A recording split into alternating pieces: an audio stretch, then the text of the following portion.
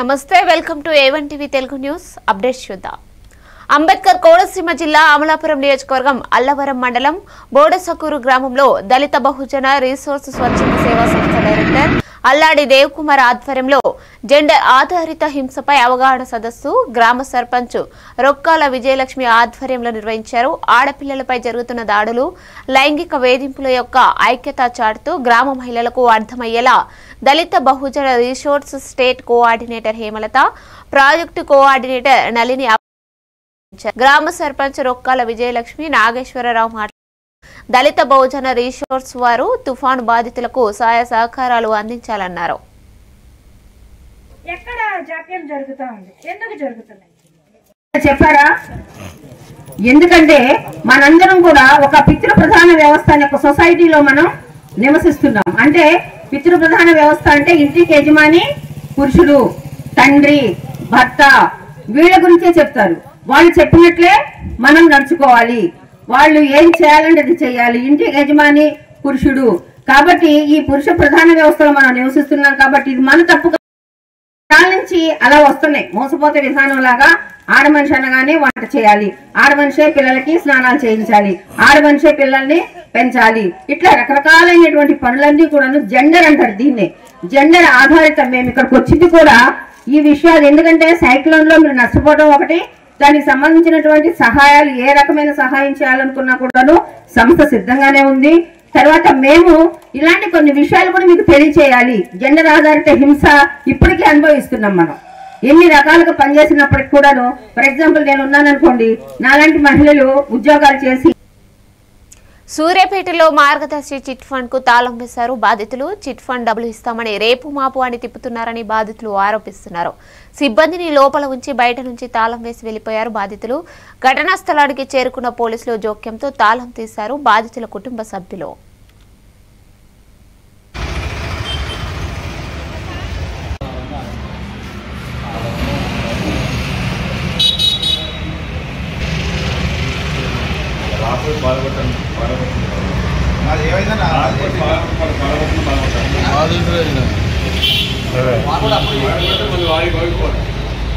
ఏం problem issue ఏంటో మీద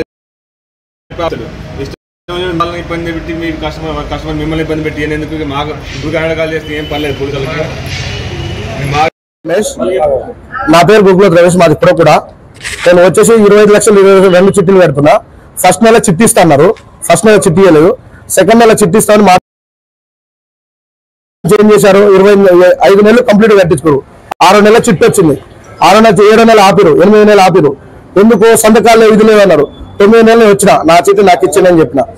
అప్పుడు డబ్బులు రాలేదు, అన్ని ప్రూఫ్లు సంతకాలు నా ఇల్లు కాగితాలు అన్ని ఇచ్చిన, అయినా షూరిటీ సరిపోలే అంటే వద్దు సార్ నా డబ్బులు నాకు ఇచ్చిన. ఇటు వచ్చి గొడవ చేస్తే లెటర్ రాసిపోయినా. లెటర్ రాస్తే సెప్టెంబర్ 13వ తారీఖు లెటర్ రాసిన, మీకు 13వ తారీఖు డబ్బులు వచ్చేస్తుంది, 13వ తారీఖు నుంచి 25వ తారీఖు నీకు డబ్బులు నీకు ఇచ్చేస్తామని చెప్పారు.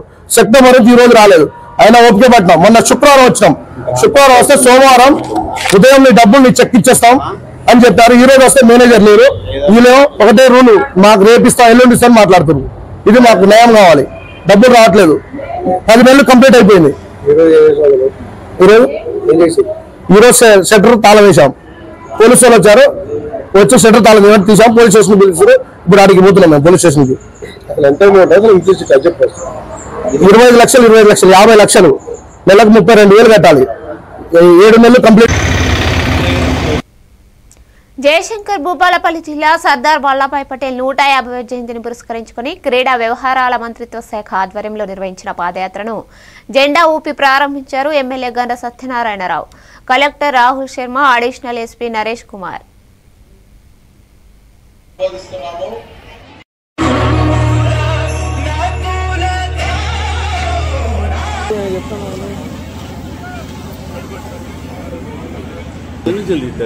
సర్దార్ వల్లభాయ్ పటేల్ 150వ జయంతి సందర్భంగా భారతదేశ వ్యాప్తంగా గొప్ప మహనీయుడు, ఈ దేశానికి త్యాగం చేసినటువంటి వ్యక్తి, ప్రజల కొరకు ఈ యొక్క భారతదేశ ప్రజానికానికి వారు సర్వత్రం మరి కృషి చేసినటువంటి వ్యక్తి. వారి సందర్భంగా ఈరోజు మరి సింగరేణి అంబేద్కర్ గ్రౌండ్ నుంచి వారికి ఒక జయంతి ఉత్సవాలు నిర్వహించుకొని ఈ సందర్భంగా సాంస్కృతిక కార్యక్రమాలు కూడా నిర్వహించుకొని ఈరోజు మరి జిల్లా కలెక్టర్ గారు అదేవిధంగా ప్రజాప్రతినిధులు ఈ ప్రాంత ప్రజలు విద్యార్థులు యువకులు పత్రికా మీడియా సోదరులందరూ కూడా కలిసి ఈ యొక్క అంబేద్కర్ స్టేడియం నుంచి సర్దార్ వల్లభాయ్ పటేల్ की 150th एनिवर्सरी సంబంధించి ఈ పదయాత్ర ఇక్కడ అంబేద్కర్ స్టేడియం నుంచి జయశంకర్ స్టాచ్యూ వరకు ఇప్పుడే ప్రభుత్వం ద్వారా నడుస్తాం. సో సర్దార్ వల్లభాయ్ పటేల్ ఒక మహాన్ వ్యక్తి, ఆయన ఫస్ట్ హోమ్ మినిస్టర్ మన దేశం. సో అన్ని ప్రిన్సిపల్ స్టేట్స్కి యునైట్ చేసి మనకి ఇప్పుడే భారతదేశం మ్యాప్ ఉండే ఇలాగే ఆయనకి చాలా పాత్ర ఉంది. సిమిలర్గా మనం all India services IAS IPS IFS అన్ని సర్వీసెస్కి కూడా ఆయన అది స్టార్ట్ చేశారు. ఆయన మైండ్తో మనం ఇండియన్ సివిల్ సర్వీసెస్ నుంచి ఐఏఎస్ నుంచి మనం. నంద్యాల జిల్లా శ్రీశైలం బ్రహ్మరాంబ మల్లికార్జున స్వామి దేవస్థానంలో పుష్కరిణి వద్ద దేవస్థానం లక్ష దీపోత్సవంతో పాటు పుష్కరిణి హారతిని నిర్వహించారు. లోక కళ్యాణం కోసం ఈ కార్యక్రమాలు చేస్తున్నారు. ఈ దీపోత్సవ కార్యక్రమంలో పుష్కరిణి ప్రాంగణమంతా కూడా దీపాలను ఏర్పాటు చేశారు. ముందుగా శ్రీ స్వామి అమ్మవారితో పాటు పుష్కరిణికి దశవిధ హారతులు శాస్త్రోక్తంగా చేశారు. కాగా ఈ కార్యక్రమానికి ముందుగా శ్రీస్వామి అమ్మవార్ల ఉత్సవమూర్తులను పుష్కరిణి వద్దకు వేచేంబు చేయించి విశేషంగా పూజాధికారాలు జరిపారు.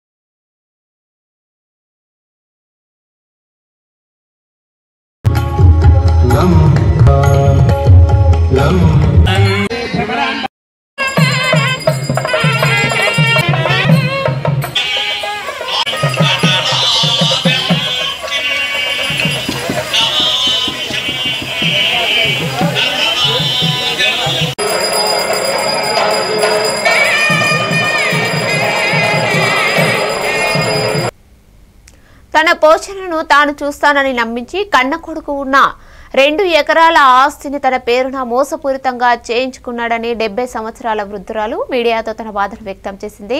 నంద్యాల జిల్లా ఆత్మకూరు మండలం ఇందిరేశ్వరం గ్రామానికి చెందిన పాలకిట్టి శివమ్మకు 6 కుమారులు 1 కుమార్తె ఉన్నారు. వారిలో చాకలి శ్రీరాములు అలియాస్ కన్వర్ట్ ముస్లిం అబ్దుల్ రహిమాన్ తన తల్లి అయిన పాలకిట్టి శివమ్మను పోషిస్తానని నమ్మించి 2 ఎకరాల భూమిని తనకు విక్రయించినట్లు చట్టవిరుద్ధంగా అక్రమ రిజిస్టర్ చేయించుకున్నాడు. దీంతో శివమ్మ తనకు న్యాయం చేయాలని కోరుతూ నంద్యాల జిల్లా కలెక్టర్ రాజకుమారి గనిహాకు సీనియర్ సిటిజన్ ప్రొటెక్షన్ యాక్ట్ 2007 చట్టం ప్రకారం ఆర్జీ ఇచ్చింది. ఊరు ఇందిరేశ్వరం, నా పేరు శివమ్మ.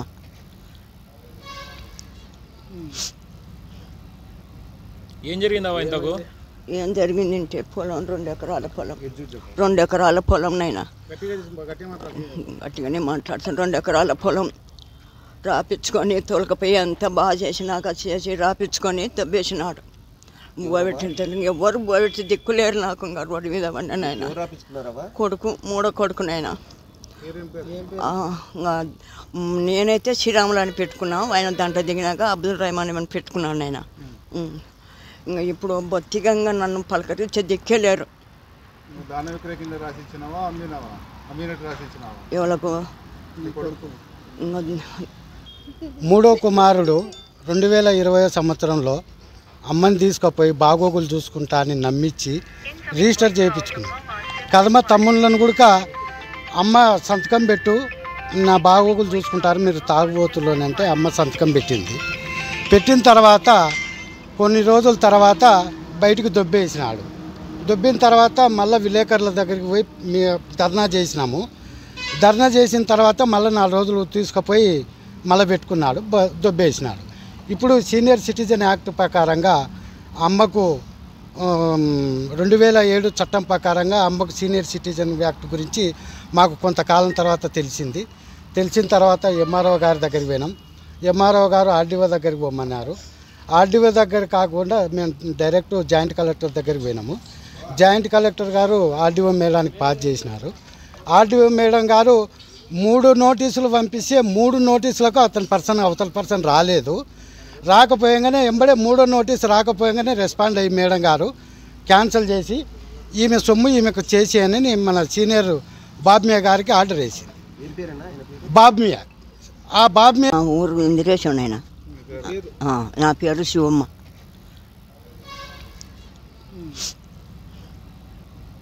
ఏం జరిగిందా ఇంతకు? ఏం జరిగిందంటే పొలం 2 ఎకరాల పొలం 2 ఎకరాల పొలం నైనా గట్టిగానే మాట్లాడుతాను. 2 ఎకరాల పొలం రాపించుకొని తోలకపోయి అంత బాగా చేసినాక చేసి రాపించుకొని తవ్వేసినాడు. ఎవరు బోబెట్టి తెలుగుదేశం పార్టీ ఆదేశాలతో నంద్యాల జిల్లా కొత్తపల్లి మండలంలోని రాజరాజేశ్వరి ప్రైవేటు పాఠశాలలో ఏర్పాటు చేసిన తెలుగుదేశం పార్టీ కార్యకర్తల సమావేశంలో నందికొట్కూరు నియోజకవర్గ ఎమ్మెల్యే గిత్త జయసూర్య పాల్గొన్నారు. ఈ సందర్భంగా గిత్త జయసూర్య మాట్లాడుతూ మండల పరిధిలో నల్లమల్ల అటవీలో ఉన్న కొలను భారతి అమ్మవారి క్షేత్రాన్ని శ్రీశైలం దేవస్థానం పరిధిలో భాగం చేయడం జరిగిందని అన్నారు. వర్ష ప్రభావం వల్ల ఎద్దులేరు వాగు పొంగి చుట్టూ ఉన్న గ్రామాల ప్రజలకు రాకపోకలకు చాలా ఇబ్బందికరంగా మారిందన్నారు. ఈ విషయమై సంబంధిత అధికారుల దృష్టికి తీసుకెళ్లి పరిష్కరిస్తానని తెలిపారు. నాయకులు కార్యకర్తలు కలిసికట్టుగా రానున్న స్థానిక ఎన్నికల్లో పార్టీని ఘన విజయం సాధించేలా ప్రతి ఒక్కరూ కృషి చేయాలన్నారు. ఈ సమావేశంలో మండల కన్వీనర్ లింగస్వామి, మాజీ కన్వీనర్ చంద్రశేఖర్ రెడ్డి, వెంకటరెడ్డి పాల్గొన్నారు. ఏదైతే మనం శాంక్షన్ ఒక మంచి కార్యక్రమానికి శ్రీకారం చుడతాం, అందరం కూడా ఒక మంచి రోజు చూసుకొని కూడా అమ్మవారి దగ్గరే ఈ సమస్య పరిష్కారం చేస్తామని చెప్పి కూడా ఈ సందర్భంగా తెలియజేస్తున్నాం. ఎందుకంటే ఎంతో మంది కష్టపడుతున్నారు, చేస్తున్నారు. మనం అక్కడ ఏదైనా చిన్న ఒక రూమ్ నిర్మించాలంటే కూడా ఇది మన ఫారెస్ట్ ల్యాండ్ అనే కాడికి వస్తున్నారు. ఈ రోజు మనం శ్రీశైలంలో అడాప్షన్ చేయడం వల్ల ఆ టెంపుల్ సంబంధించినటువంటి డెవలప్మెంట్ ఏదైనా ఫారెస్ట్ ల్యాండ్ మనకు అవసరం అనుకుంటే కూడా సేమ్ మన శ్రీశైలం టెంపుల్కి అడాప్షన్ అవుతుంది. కాబట్టి అక్కడ ఉన్నటువంటి ల్యాండ్ సమస్యలు కానివ్వండి, వాటర్ సమస్యలు కానివ్వండి, మనం కట్టే బిల్డింగ్లకు కానివ్వండి, ఏ దానికి కూడా ఒక సమస్యకు పరిష్కారం చూపే దిశగానే కృషి చేస్తున్నామని చెప్పేసి కూడా ఈరోజు తెలియజేస్తున్నాం. అంతేకాకుండా 2 కిలోమీటర్లు ఉన్నటువంటి రోడ్డు లేక ఇబ్బందులు పడుతున్నటువంటి తరుణంలో గౌరవ పంచాయతీరాజ్ మినిస్టర్ పవన్ కళ్యాణ్ గారు కూడా చెప్పాను, సార్ ఎప్పటి నుంచి ఉన్నటువంటి కొలంబార్తి అమ్మవారి టెంపుల్కి బీటీ రోడ్డు లేదు, భక్తులంతా కూడా గ్రావెల్ రోడ్లో పోతున్నారు, వస్తున్నారు, మట్టి అంతా కూడా కొంత ఇబ్బంది పడుతున్నారు. ఆ టెంపుల్ని మనము ముందరికి తీసుకురావాల్సినటువంటి అవసరం ఉందని చెప్పేసి చెప్తే వారు కూడా సానుకూలంగా స్పందించి ఖచ్చితంగా మనము సమ్మర్లో ఏదైతే మనం శాంక్షన్స్ ఇస్తామో దాంట్లో పీటీ రోడ్డు కూడా శాంక్షన్స్ ఇస్తాం, ఖచ్చితంగా ఏపిచ్చే మార్గం చేస్తామని చెప్పేసి చెప్పారు. అంటే మనము శ్రీశైలం టెంపుల్ అడాప్షన్ చేయడం వల్ల మనకు ఫారెస్ట్ సమస్య రాదు. ఫస్ట్ కర్నూలు జిల్లా కొసిగి మండలం ప్రస్తుత సమాజంలో మాదక ద్రవ్యాలు పెరిగిపోతుండటంతో దీనికి వ్యతిరేకంగా ప్రధానమంత్రి నాశాముక్త భారత్ అభియాన్లో భాగంగా జిల్లా ఎక్సైజ్ ప్రొహిబిషన్ అధికారులు ఆదేశాల మేరకు జిల్లా బాలుర ఉన్నత పాఠశాలలో విద్యార్థులకు అవగాహన కార్యక్రమం నిర్వహించారు. మాదక ద్రవ్యాల నిర్మూలనపై చిత్రలేఖనం, పాటలు పాడటం, కవితలు రాయటం పోటీలు నిర్వహించారు. మత్తు పదార్థాలను పూర్తిగా నిర్మాణించాలి తమ వంతు భాగస్వాములు కావాలంటే ప్రతిజ్ఞ చేయించారు. ఈ కార్యక్రమంలో ఇన్ఛార్జ్ హెడ్ మాస్టర్ నరసింహులు, ఉపాధ్యాయులు వెంకటరెడ్డి, గోవిందు, గురుస్వామి, విద్యార్థులు పాల్గొన్నారు.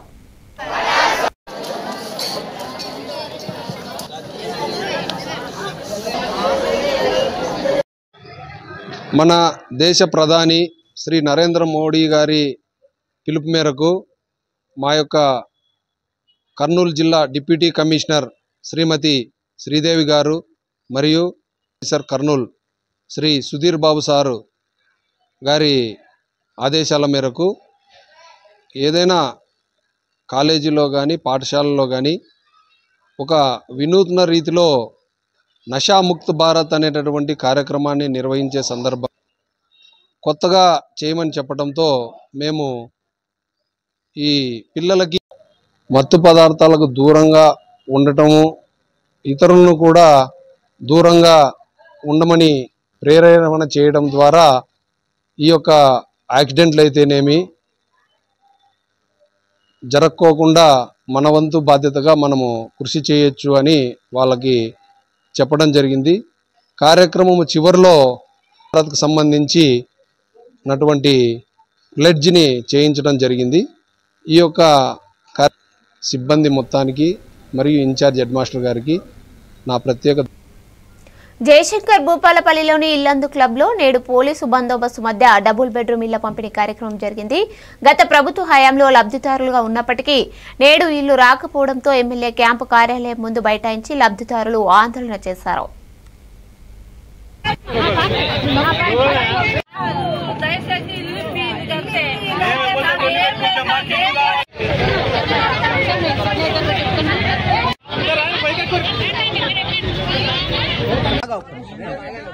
మేడం ఒక్క నిమిషం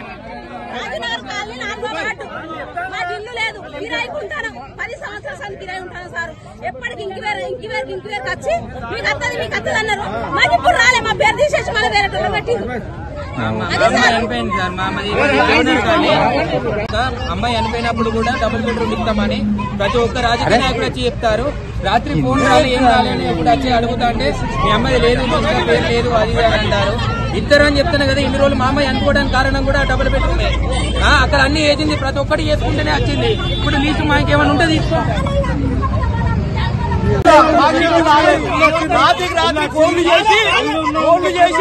రాత్రి తీసుకొని వస్తారు అంతే.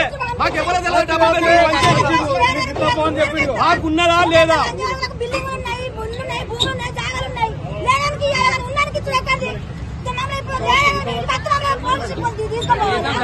డబుల్ బెడ్రూమ్ చేయబడి చచ్చిపోయిన కూడా లేకుండా పోతుంది.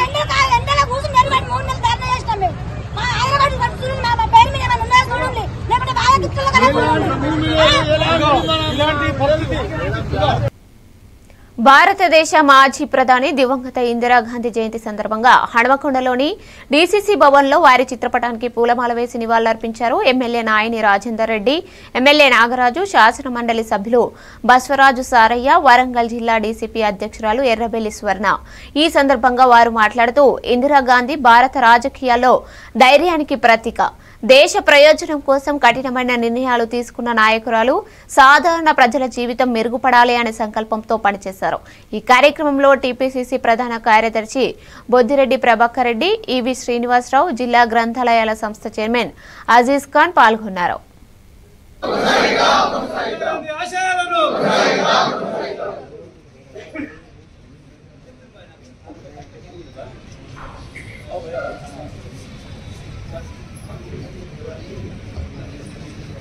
కీర్తిశేషులు స్వర్గీయ ఇందిరాగాంధీ గారి జయంతి సందర్భంగా ప్రపంచ దేశాలు ఉక్కు మనిషిగా అభివర్ణిస్తూ వారికి ఉన్న పేరుని దేశ ప్రజలు మర్చిపోరు అనే దానికి మనం గుర్తు చేసుకొని వారు చేసిన సేవలు కానివ్వండి, త్యాగాలు కానివ్వండి, ధైర్యాలు కానివ్వండి, దేశం ఎప్పటికీ మర్చిపోదు అనేది మన భవిష్యత్ తరాలకు అందించవలసిన అవసరం ఉన్నది.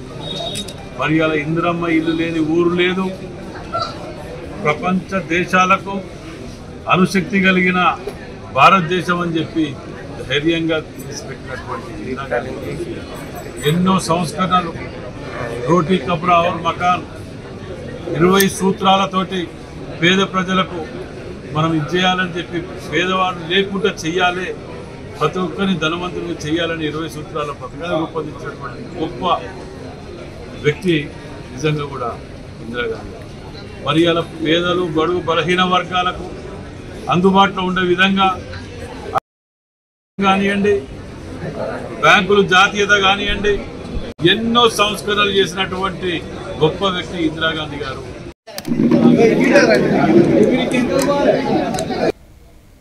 సీఎం చంద్రబాబు కూటమి ప్రభుత్వంపై వస్తున్న వ్యతిరేకతను దృష్టి మళ్లించేందుకు మాజీ టీటీడీ చైర్మన్, మాజీ రాజ్యసభ సభ్యులు వైబీ సుబ్బారెడ్డిపై కల్తీ నెయ్యి ఆరోపణలు చేస్తుందని ప్రకాశం జిల్లా ఒంగోలు వైఎస్ఆర్ పార్టీ ఇన్ఛార్జి చుండూరి రవి తెలిపారు. వైబీ సుబ్బారెడ్డి దైవభక్తి రాష్ట్ర ప్రజలందరికీ తెలుసు అని, ఆయనపై కల్తీ నెయ్యి నిందను ఎవరూ నమ్మరు అని చెప్పారు. నగర అధ్యక్షులు కటారి శంకర్ మాట్లాడుతూ వైబీ సుబ్బారెడ్డిపై కల్తీ నెయ్యి ఆరోపణ చేస్తే ఆ స్వామివారు కూడా క్షమించారని అన్నారు.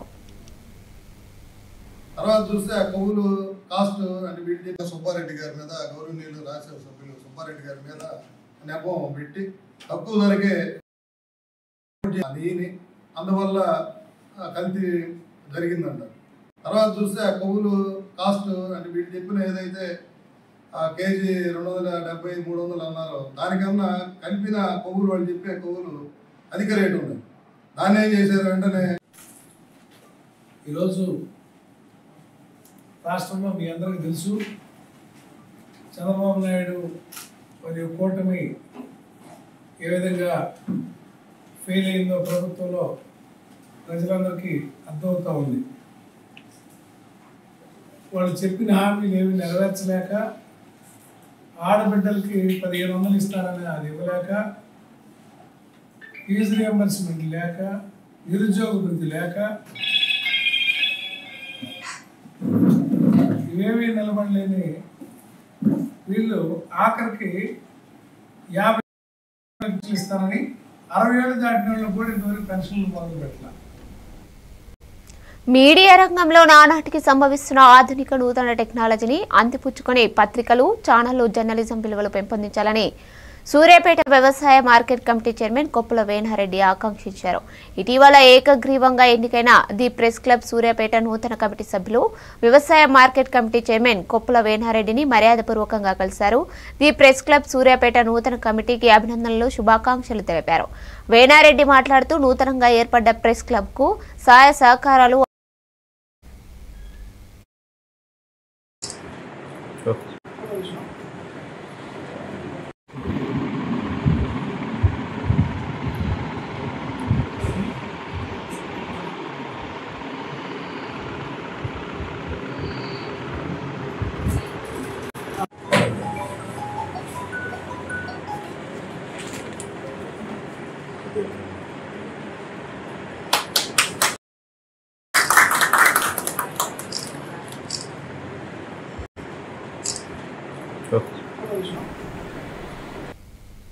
నిజాంపేట మండల కేంద్రంలో దివంగత మాజీ ప్రధాని ఇందిరాగాంధీ 108వ జయంతి వేడుకలను మండల కాంగ్రెస్ నాయకుల ఆధ్వర్యంలో ఆమె చిత్రపటానికి పూలమాలలు వేసి ఘన నివాళులర్పించారు. ఈ సందర్భంగా వారు మాట్లాడుతూ బడుగు బలహీన వర్గాల ఆశా జ్యోతి ఇందిరాగాంధీ దేశంలో గరీబీ హటావో అని, దేశంలో బీద ప్రజలు ఉండొద్దని చూపిన తొలి మహిళా ప్రధాని ఇందిరాగాంధీ అని కొనియాడారు. ఆమె ఆశయాలను కొనసాగించారన్నారు. ఈ కార్యక్రమంలో కాంగ్రెస్ పార్టీ మండల అధ్యక్షుడు వెల్దుర్తి వెంకటేష్ గౌడ్, పట్టణ అధ్యక్షులు కొమ్మాట సోమబాబు, సత్యనారాయణ రెడ్డి, వెల్దుర్తి శ్రీకాంత్ గౌడ్, సిద్ధాగౌడ్, మోహన్ రెడ్డి, అంచయ్య, సుధాకర్ తదితరులు పాల్గొన్నారు. బడుగు బలహీన వర్గాల ఆశాజ్యోతి అయిన ఇందిరాగాంధీ జయంతి 108వ జయంతి నిజాంపేట మండల కేంద్రంలో కాంగ్రెస్ పార్టీ కార్యకర్త ఆధ్వర్యంలో ఘనంగా జరుపుకోవడం జరిగింది. ఆమె ఆశయాలు గరీబు హటావో, ఈ దేశంలో గరీబు అనే వ్యక్తే ఉండద్దు, బీద బడుగు బలహీన వర్గాలు అనే వ్యక్తులే ఉండద్దు. ఎందుకంటే అందరూ ఉన్నత వర్గాల్లో ఉన్నతంగా బతకాలి, ఉన్నత ఆశయాలతో బతకాలని ఆ రోజు ఇందిరాగాంధీ ఎన్నో ఆశయాలు, ఎన్నో ప్రజలకు ఎన్నో సంక్షేమ పథకాలు పెట్టి ప్రజలకు చేరువ చేసి ఆమె ప్రజల మన్నలు పొందింది. ఆమె ఈరోజు 108వ జయంతి పార్వతీపురం మన్యం జిల్లా మక్కువ మండలంలోని దుగ్గేరు గ్రామంలో ప్రతిపాదించబడిన 2000 మెగావాట్ల pump to hydro storage power ప్రాజెక్టుపై స్థానిక ప్రజలు మంత్రి గుమ్మిడి సంధ్యారాణిని కలిసి తమ అభిప్రాయాలను తెలియజేశారు. దుగ్గేరు పంచాయతీ ప్రజలు ప్రాజెక్టుపై తమ ఆందోళనను మంత్రికి వివరించగా మంత్రి ప్రజాభిప్రాయాలను ఓర్పుగా విని స్పందించారు. మంత్రి ప్రజల ఇష్టమే ప్రభుత్వం ఇష్టమని పేర్కొంటూ ప్రజలు కోరితేనే ప్రాజెక్టును ప్రభుత్వం కొనసాగిస్తుందని, అభ్యంతరాలు వ్యక్తమైనచో వాటిని గౌరవిస్తూ తగిన నిర్ణయం తీసుకుంటామని స్పష్టం చేశారు.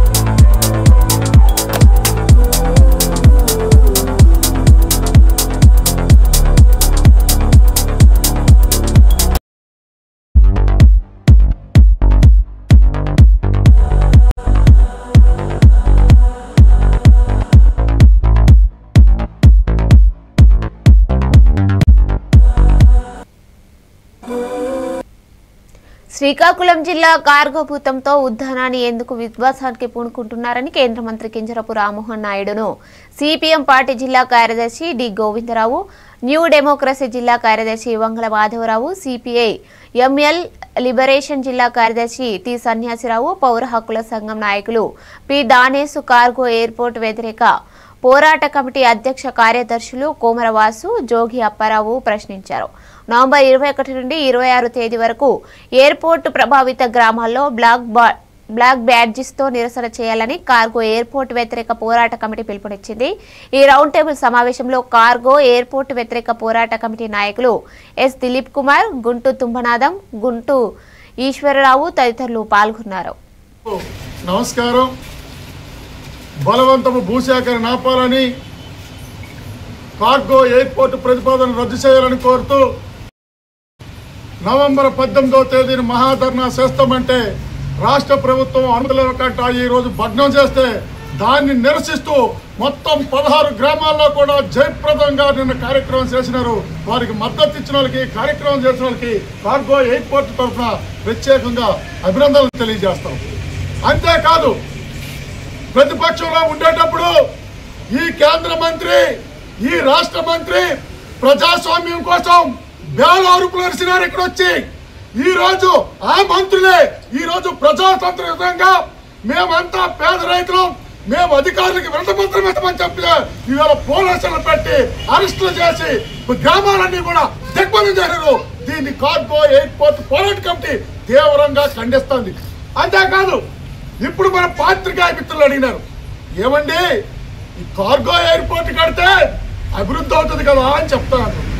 మేము అడుగుతున్నాం కేంద్ర మంత్రి గారికి, ఏమండి కేంద్ర మంత్రి గారు, మీరు గతంలోనూ కాకరాపల్లిలో 3 బలి తీసుకొని ప్రజలను ఎంటబెట్టి కేసులు కట్టి 2020 ఎకరాల భూమి మీరు సేకరించినారు. ఈవేళ 2020 ఎకరాల భూమికి సంబంధించి కర్నూలు జిల్లా కోసిగి మండలంలో అల్లుడి చేతిలో హత్యకు గురైన మామ. ఈ ఘటన మండల పరిధిలో దుద్ది గ్రామంలో చోటు చేసుకుంది. సర్కిల్ ఇన్స్పెక్టర్ మంజునాథ తెలిపిన వివరాల మేరకు దుద్ది గ్రామానికి చెందిన గోవిందయ్య, తిప్పమ్మ దంపతులకు 3 కూతుర్లు, 2 కొడుకులు సంతానం ఉన్నారు. అల్లుడు కొలిమి నరసింహులు మద్యానికి బానిసై మద్యం సేవించినప్పుడు విచక్షణ కోల్పోయి దురుసుగా ప్రవర్తించేవాడు. ఈ నెల 15వ తేదీన గోవిందయ్య తన కుటుంబ సభ్యులు అల్లుడితో కలిసి కోల్మాన్పేటకు బంధువుల పెళ్లికి వెళ్లారు.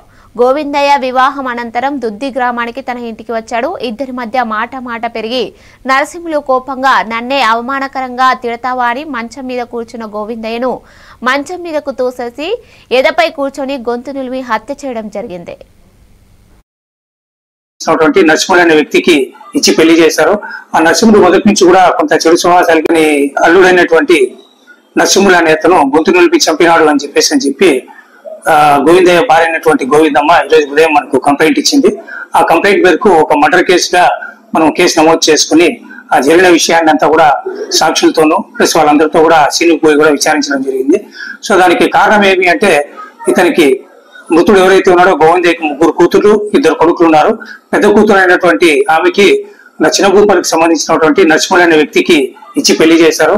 ఆ నరసింహుడు మొదటి నుంచి కూడా కొంత చెడు స్వభావాలకి మద్యానికి బానిస అయిపోయి అప్పుడు ఎప్పుడు చూసినా గొడవ పడుతూ మద్యానికి డబ్బులు అడుగుతూ ఇచ్చేస్తూ ఉంటాడు. ఇదే క్రమంలోనే సమీప బంధువుల యొక్క పెళ్లి కోల్మాన్పేటలో ఉండడంతో ఆ పెళ్లి కోసం అని చెప్పేసి తను భార్యతో పాటు వాళ్ళందరితో పాటు కలిసి వచ్చినాడు.